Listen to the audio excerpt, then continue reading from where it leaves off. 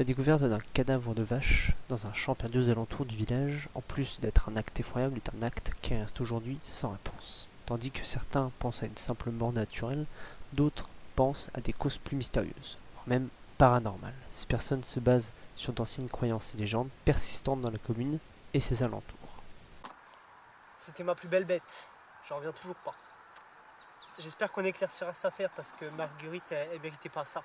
Elle était pleine de bonté, elle était douce.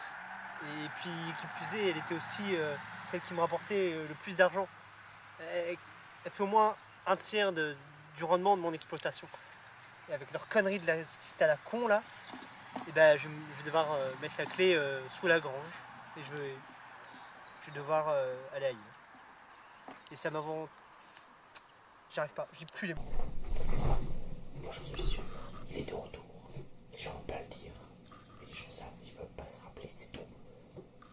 Mais il est de retour. Cette fois il le saura. Et il aura les vaches. Marguerite, c'était que la première. Pas la dernière. Il est de retour. Derrière ces mots anodins se cache en vérité une vieille histoire transmise de génération en génération. C'est pour cela que nous avons décidé de prendre rendez-vous avec la personne la plus renseignée sur ce sujet, qui n'est autre que Ferdinand Pell, historien du village. Pour la plupart des gens, cette histoire de monstre de Laz est un canular. Les enquêtes, à l'époque, étaient pour la plupart bâclées et les gendarmes ne perdaient pas leur temps pour cette histoire de monstre. Donc, le temps fait son œuvre et cette histoire est devenue une légende. De temps en temps, quelques événements pouvaient faire écho à cette légende, tels que des jeunes qui se faisaient poursuivre dans les bois, du bétail qui se retrouvait tué au petit matin, ainsi que des hurlements qui pouvaient effrayer les citoyens dans la nuit. Oh, vous savez, ça date d'il y a longtemps cette histoire. Ça date d'il y a 50 ans si je me souviens bien, mais je me souviens pas si bien que ça parce que je suis vieux. À l'époque, les fermiers s'étaient plaints parce qu'ils avaient trouvé des vaches mutilées dans leurs champs. Et ils se contredisaient tous de leurs témoignages, on en avait conclu que c'était des jeunes qui avaient fait une très mauvaise blague. Face à l'intérêt que suscite la nouvelle, j'ai décidé d'engager les grands moyens. J'ai fait venir la police nationale pour enquêter. J'ai aussi engagé un détective privé spécialisé dans ce genre d'affaires. Et j'ai, par la même occasion, demandé à la police d'offrir une prime, une récompense à celui qui rapportera des indices. C'est de 1000 €, il me semble. Il faudra que je vois avec eux. Et dans le cas d'indices qui n'ont pas été, ou de témoignages qui n'ont pas été encore découverts, ou alors que c'est quelque chose d'inédit, il y aura 2500 € de prime.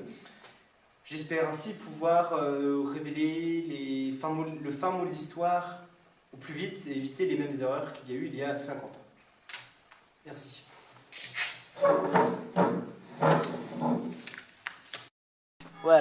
Pour moi, cette enquête est vraiment extraordinaire. Je dirais même que c'est de l'or.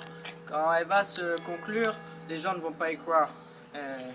Quelqu'un doit trouver le fin mot de l'histoire. Et ce someone, c'est moi.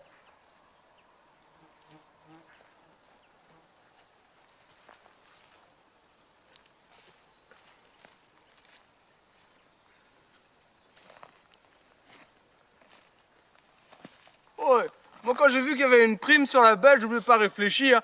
J'ai pris mon chien et mon beau Gaston là.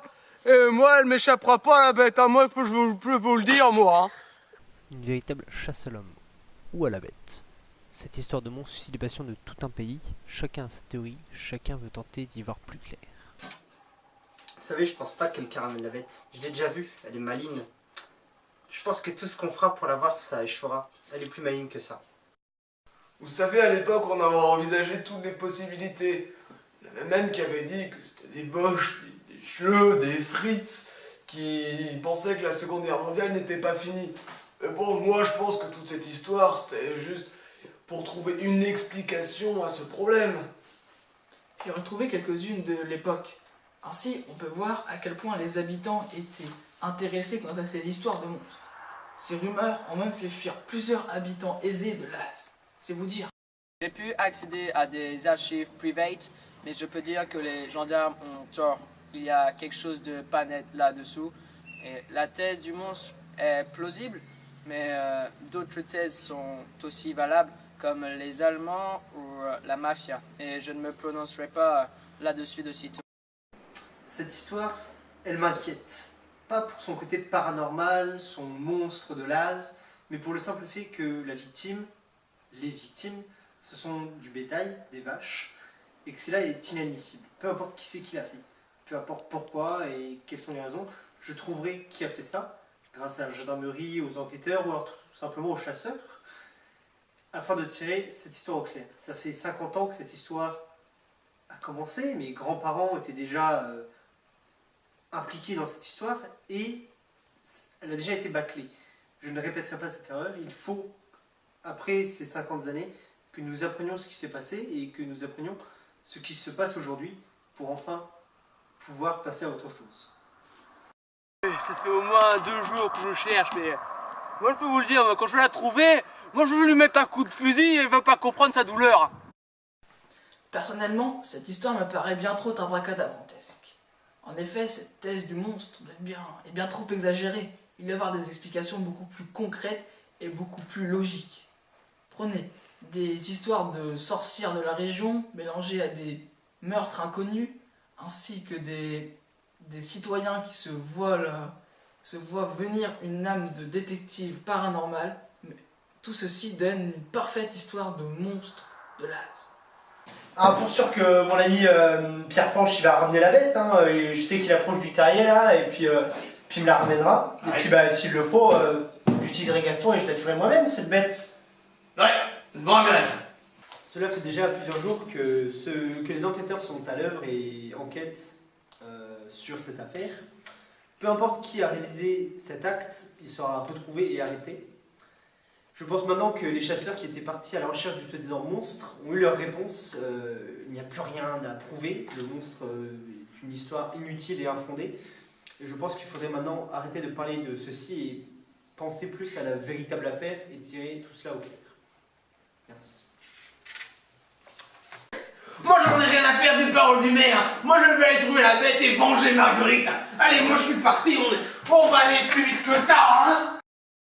La conférence of press du maire faisait directly référence à mon travail sur l'enquête. I found quelques indices sur le trafic de drogue in Laz and les carrières of Laz sont une plaque tournante du trafic lazien.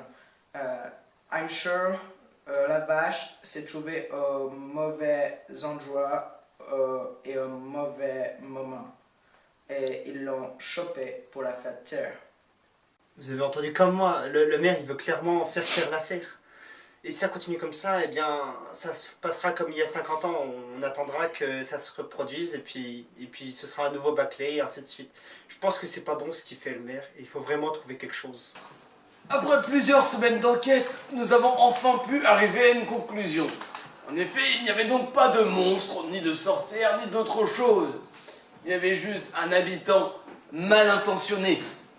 Nous ne révélerons pas son identité aujourd'hui, mais nous la révélerons plus tard par le biais du journal.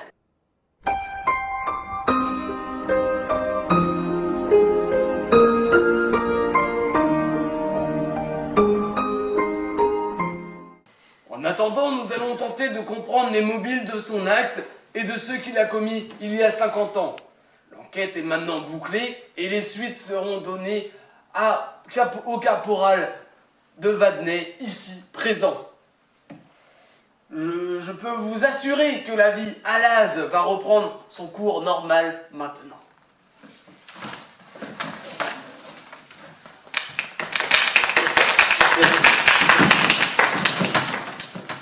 Suite à cette conférence, il fut révélé qu'Habitant Lambda était victime de troubles de la personnalité que l'on pourrait apparenter à du lycanthropisme. Il ne sera que peu condamné du fait de son cas, mais sera interné dans le centre d'aliénés de Laz. Une chose est sûre, malgré les retournements de situation, la légende du monstre de Laz restera l'un des plus grands faits divers de ce jeune pays et pourrait devenir l'une de ses légendes les plus connues.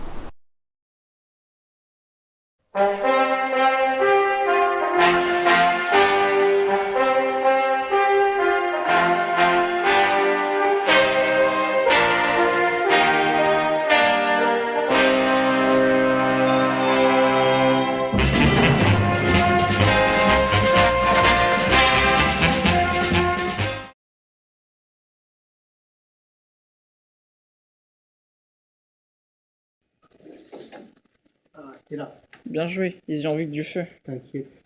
Je suis un pro là-dedans. Ah, si, mais. On se revoit la prochaine fois si t'as besoin d'un de mes services. T'inquiète, merci.